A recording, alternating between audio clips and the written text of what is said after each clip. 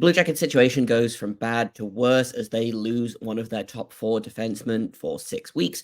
Who's going to step up? We're going to talk about that today on Locked On Blue Jackets. You're Locked On Blue Jackets, your daily podcast on the Columbus Blue Jackets, part of the Locked On Podcast Network. Your team every day.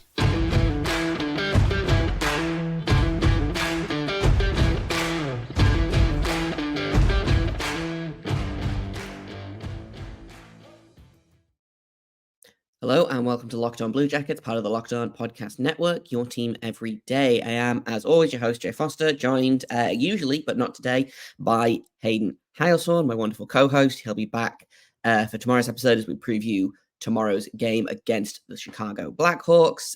Before I get started today, though, I want to thank you guys for making this your first listen of the day, despite the fact that I am recording this at 4:15 p.m. Eastern. It's fine.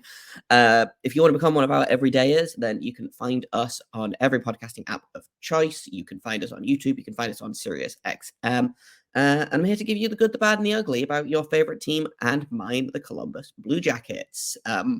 More bad news than good today. As we learn that Damon Severson, who missed I think most of the game, he played about 9 minutes of the game against Philadelphia, left with an injury, and we find out today it's going to be 4 to 6 weeks with an oblique injury. So I'm going to go ahead and pencil 5 weeks in. The Blue Jackets aren't getting him back until January. It's going to be in the new year before the Blue Jackets get him back, which is a problem because I know he has kind of gathered some, what's the opposite of fans? Haters, I guess. Haters feels too strong. There have been some Blue Jackets fans that have been kind of very vocal about how Damon Severson hasn't been very good for this team. I don't necessarily agree. I think probably he needs to be a little bit better defensively. I'd like it if he was a little bit better offensively, but for the most part, he has been consistently fine. He has stabilized that top 4, or is stabilized as much as he can. I don't know that I like the Severson Provorov pairing as much as I liked it in the preseason. Obviously, that's not going to matter anymore. I liked him with Werenski a lot. I thought that pairing worked really, really well. And when I went to look at how the defense pairs we've been doing for Columbus, of the pairings that have played over 100 minutes, of which so far this season there are 4 Blue Jackets pairings, the Severson-Werenski pairing has been the best at 52% in terms of the shot attempt share. Provorov and Jiricek have been in second place, then Gabranson and Bean, and then Severson and Provorov have also played a lot together down in the bottom. But regardless of whether, Severson Werenski or Severson Provorov that, you liked, or Severson Boquist, I think we had for a minute there, which was a wild pairing. I like Damon Severson's game a lot. He has these big moments that are just extremely kind of, did that just happen? Did he really just give the puck away there? And I know that I've been kind of very vocally critical of him over the past handful of games in terms of specific decisions. But the fact of the matter is, this team is going to miss him because you look at the options to replace him right now. They've put him on IR, so that frees up a roster spot. They've also sent Trey Wolanski back to Cleveland. So I believe they have 2 roster spots open at the minute. Haven't called anyone up. I'm not sure what's going on there. It might just be that they don't want to pay Trey Wolanski. He'll call him back up when the team goes on the road. I don't know. It's a weirdly light week for the Blue Jackets. They played Saturday, Sunday, and then they play Wednesday and Friday, and then they have Saturday, Sunday off again.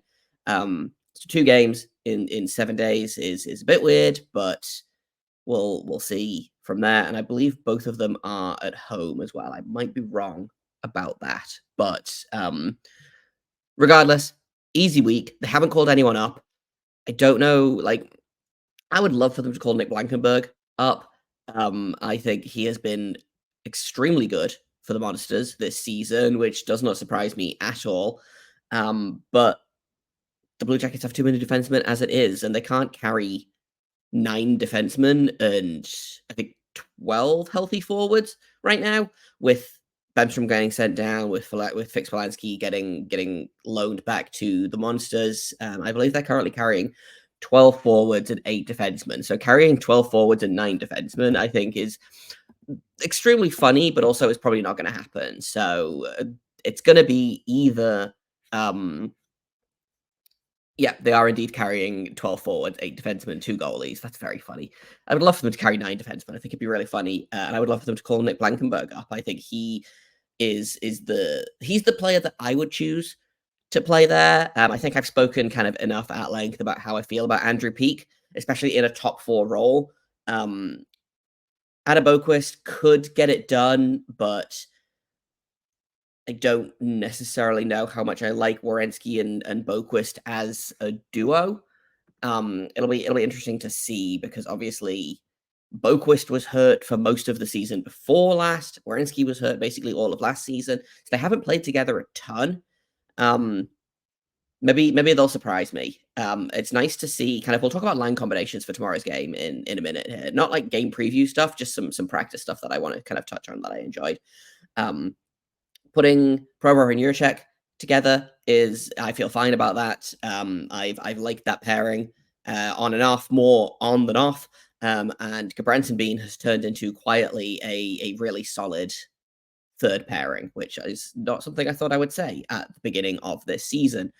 So you don't want to break either of those 2 pairings up, really. Like, I might move Juracek up to play with Werenski, but I wouldn't put Boquist with Provorov, because that's just chaos waiting to happen, because they both like to do the rover thing, and I don't know that either of them will be able to get back in time. And I feel like all of the problems I've had with Provorov so far have been either brutal turnovers, which Boquist is also guilty of committing, and getting stuck in the offensive zone and letting odd man rushes happen because you can't get back in time, which, again, I feel like that's something that I have criticized Boquist for in the past. So I don't know that you want 2 of those guys on the same pairing. But it feels like of the guys that are available, which is, 2 guys right now, Boquist over Peeke, definitely. But I would really love to see Blanquist get a shot. Blanquist? It's very late over here. I'm sorry. I would really love to see Blankenberg get a shot. I think that would be, like, that's my ideal. Would be, okay, bring him up for 6 weeks. See how he does. You don't have to bring him up for the whole 6 weeks. If you're worried about losing his waivers eligibility, like, I get that. But I think it will be fun. I think he has deserved a call up. His play in the AHL, like I said, has been extremely good. I'm just going to pull up what his AHL stats have been, but I believe he's like second among. I think he was second on the team in scoring the last time I checked. A couple of games have passed since then, but let's pull up the Monsters stats, because he's been very good. He's currently tied for 4th on the team in scoring, with 10 points in 13 games, which, if I flip back to all teams and then just go through skaters, go through defensemen, is good for 9th in the league, or tied for 1, 2, 3, 4. He's tied for 5th in the league in scoring amongst defensemen, which is extremely good and fun. And I think he's earned it. Honestly, I think he's been extremely good for the Monsters. Missed last game because he was under the weather. The Monsters got it done anyway. Call Blankenberg up. Why not? What is going to happen at this point if you play Blankenberg over Adam Boquist? He's a replacement level player, but he makes everyone around him better. Or at least that's what it was like last season, which is an extremely fun way to do it. He's got a ton of energy. He's got things to prove. And he's a little wrecking ball out there. So that's what I would do. Pascal Vincent, if you're listening, / Yamaka Kalainen, if you're listening, call up Nick Blankenberg. It's the right thing to do. I want to talk about practice today, or yesterday. Yes, today, Tuesday, because they finally seem to have, again, either listened to Locked On Blue Jackets or realized that this is the optimal way for things to go. So we'll talk about what the forwards are going to look like in tomorrow's game in just a second here on Locked On Blue Jackets.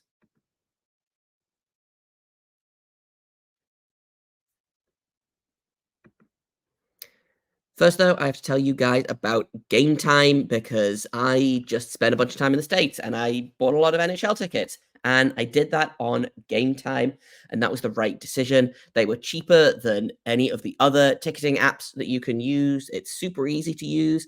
You get like views from your seat, which I really appreciate because I like to know what my view of the ice is going to be like. And it's not just sports.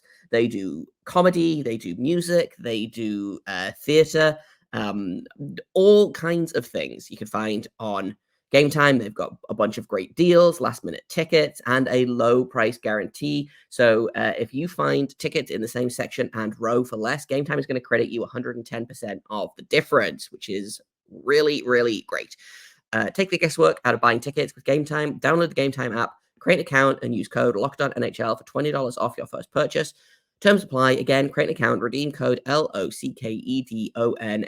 for $20 off. Download Gametime today. Last minute tickets, lowest price guaranteed. Welcome back to Locked On Blue Jackets. Locked On has launched the first ever national sports 24/7 streaming channel over on YouTube. Locked On Sports Today is here for you 24/7. They're going to be covering the top sports stories of the day with all of the local experts of Locked On. Plus, we've got our national shows covering every league.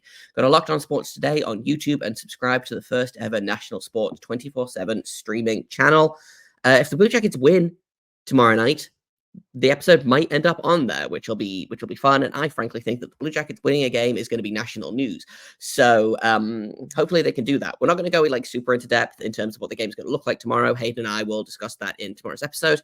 But I want to talk about the line combinations from practice today because they were finally what I have been asking for in a couple of ways. They're not perfect. There are things that I would change, but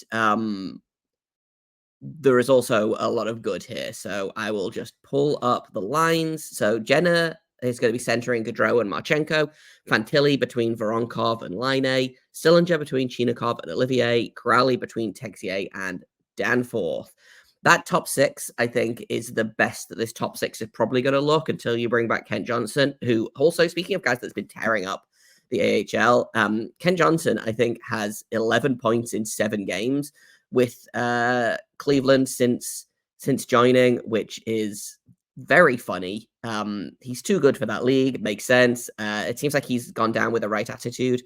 Currently third on the team in points, but has played way fewer games than anyone else. So you love to see that. Hopefully you see him back soon. But Gaudreau, Jenna, Marchenko, I think, yes, that's a line that worked last season. Go back to that. That's familiar. Give Johnny Gaudreau a shooter like Marchenko that he actually has some chemistry with, unlike Line.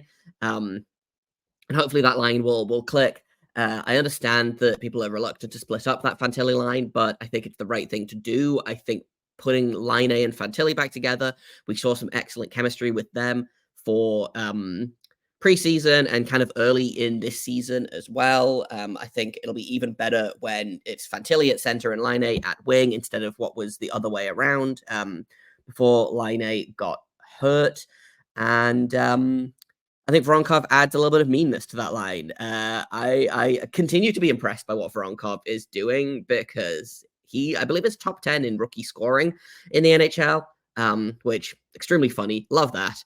And again, ever since I've criticized him on the podcast, he has been extremely good. And he seems to thrive off of playing with a duo like Fantilli and Marchenko, or, Fantilli and Line, in that they've got the playmaker, they've got the shooter, they've got the guy he's the Boone Jenner in the line. He's going to go straight to the net front. He's going to cause some chaos, and he might kill a man while he's there. So love that top six. Love the fourth line being put back together. The only line that I really kind of have an issue with is the third line, the Sillinger, Chinakov, Olivier line. And I don't hate it. It's very much kind of we're just going to put all of the spare players on a line. Chinakov and Sillinger, I think, has some really fun potential. I've liked those two guys pairing up. And Olivier, he'll play very few minutes, I would expect. So I'm not like too cut up about it. There are guys that I would put there instead, like Trey Fix-Wolansky, but if they have to play Olivier, then they play Olivier. I don't know if there's anyone on the Blackhawks that's really going to cause problems. Like Corey Perry is there, but I'm not scared of Corey Perry. Maybe this team is. That's why they're putting Olivier out there, or I don't know. But I'm glad that he has gone back to that fourth line of Corrali, Texier, and Danforth, because I really, really like that fourth line. Defense pairings, again, we talked about those a little bit. They've put Gabranson and Bean back together. They've put Provorov and Juracek back together, and they're slotting Adam Boquist in with Werenski, which I'm mostly fine with. This might be the best the lineup has looked since this losing streak started, honestly, and that feels pretty good to me. Excited to kind of talk about that in a little bit more detail tomorrow with Hayden. We'll talk a little bit about things that we want to change, things that we're excited for, and what we expect from these lines. But there has been some rumbling in the media today. There's no games, so we have to find something to talk about. The Blue Jackets apparently are trying to trade for a center, and since this losing streak has started, those efforts have stepped up immensely. So I kind of want to talk about that a little bit. So we'll do that in a second on Locked On Blue Jackets.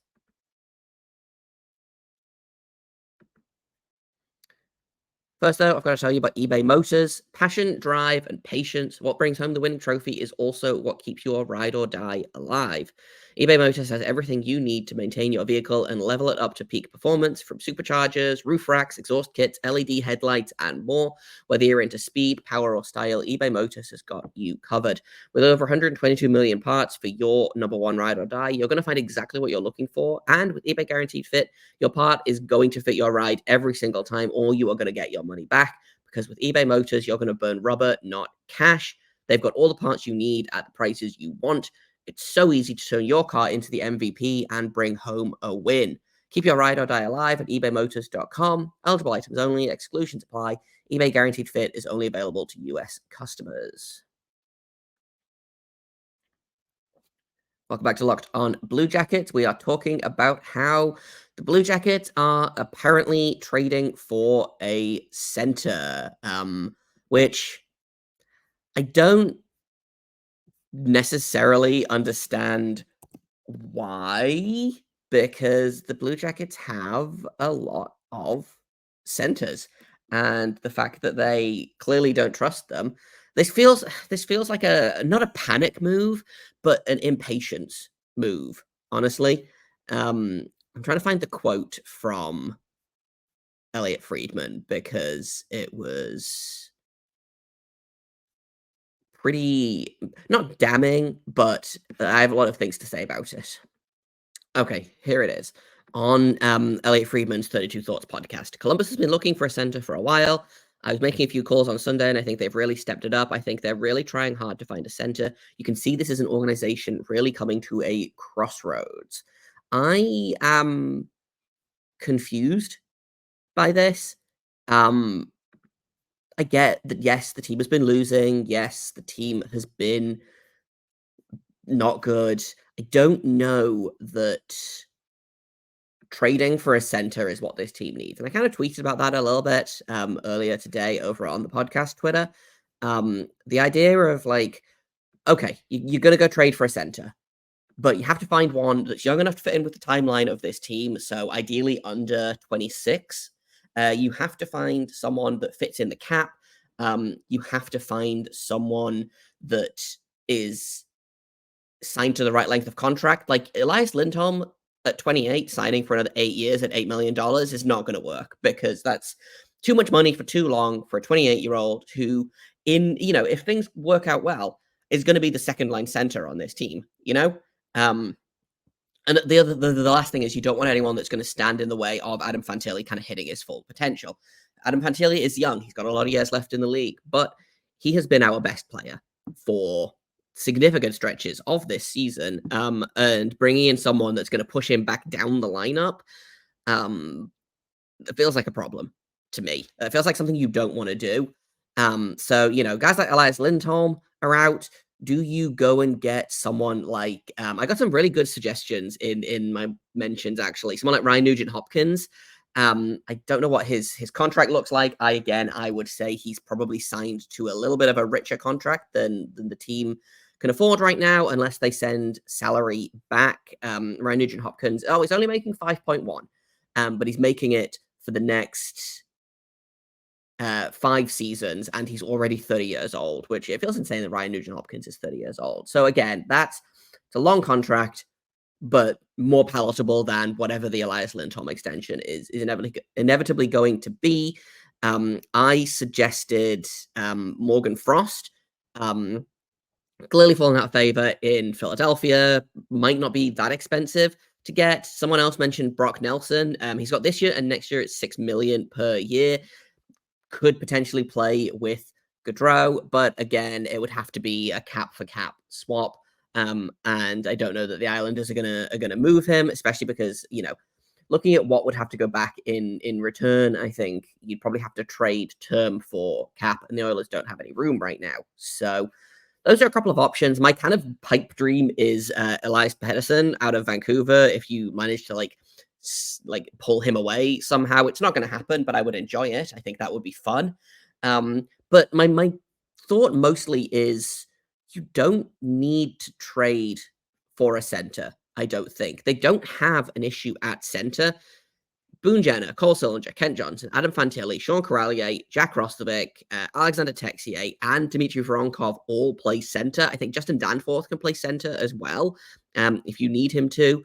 They've got guys in the minors that can do it if you need them to.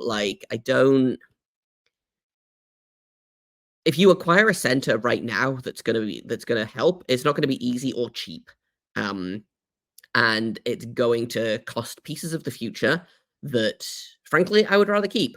So I don't think they need to. And I also don't think that this is going to be a trade that the Blue Jackets win. I wonder if it's, you trade some of the space at defense. I wonder if, you move Andrew Peeke. Probably the pressure on the defense is lessened a little bit now that Severson's out for the next 6 weeks. But do you move Peeke? Do you move Boquist? Do you move a guy like Bean, who's kind of shown himself to be a very competent bottom 4 defenseman for the Blue Jackets and could possibly have some value, signed for a very reasonable contract. So I wonder if they try to move some defensemen out to bring a center in, but I just don't think you need to. Someone said that they were happy with, who is an optimistic Blue Jackets fan, is happy with Jenner and Fantilli as a 1A and 1B right now. Completely agree. I think Sillinger as 3C is working out really well right now. Again, Corrali as 4C. And I don't know where this team gets a center from that fits all of the criteria that they need, and also doesn't hamstring, again, similar to the Provorov trade, which kind of hamstrings the team a little bit by trading away futures for the right now when the team is bad. The Blue Jackets had a first-round pick that they could have kept. I would have liked to keep that first-round pick. And if they end up going for a center, it feels like it's going to be probably not a first-round pick because it'll be a lottery-protected first-round pick. And the Blue Jackets will finish probably 11th, give up their first-round pick, and then it'll be a continuing cycle of trading the future to try and kind of patch together the lineup right now, which something is not working. So are they going to trade for a center? Probably. Am I going to like the trade? Probably not. But we'll kind of keep tabs on that. And hopefully they don't do it. If they do, hopefully it is a guy that is young, inexpensive, and has flexibility in terms of his future contract. So either he's signed for the next 2 seasons, and then, Fantilli is ready to go, or he's young enough to fit into the future plans, and is, again, kind of relatively inexpensive, and someone that's not going to get in the way of a guy like Fantilli's development. So that's kind of how I feel about the trade. Tomorrow, Hayden is going to be back. We're going to talk about the game tomorrow against the Blackhawks. Bedard versus Fantilli. I'm sure everyone in the media is going to be real normal about it, but we'll talk about that. We'll talk about what this team needs to do to finally get a win. And we'll make some predictions because we're still not good at them. But if we keep practicing, maybe we will get good at them. I've been Jay Foster. You can find me on Twitter at _Jacob Foster, JAKOBFORSTER. You can find the show at LO_Blue Jackets. If you have comments, questions, criticisms, you can email me at lockedonbluejackets@gmail.com. Thank you for making us your first listen of the day. Go ahead and make your second listen of the day the Locked On Sports Today 24/7 streaming channel. It's really, really cool. You will find something that you like on there, I promise. You might even see us on there at some point. Find me on Twitter at _Jacob Foster, JAKOBFORSTER. I might have already said that. It's fine. Find the show at LO_Blue Jackets. Email us at lockedonbluejackets@gmail.com. Once again, Hayden will be back tomorrow. We're talking all about the game against the Chicago Blackhawks. And until then, make sure you stay locked on.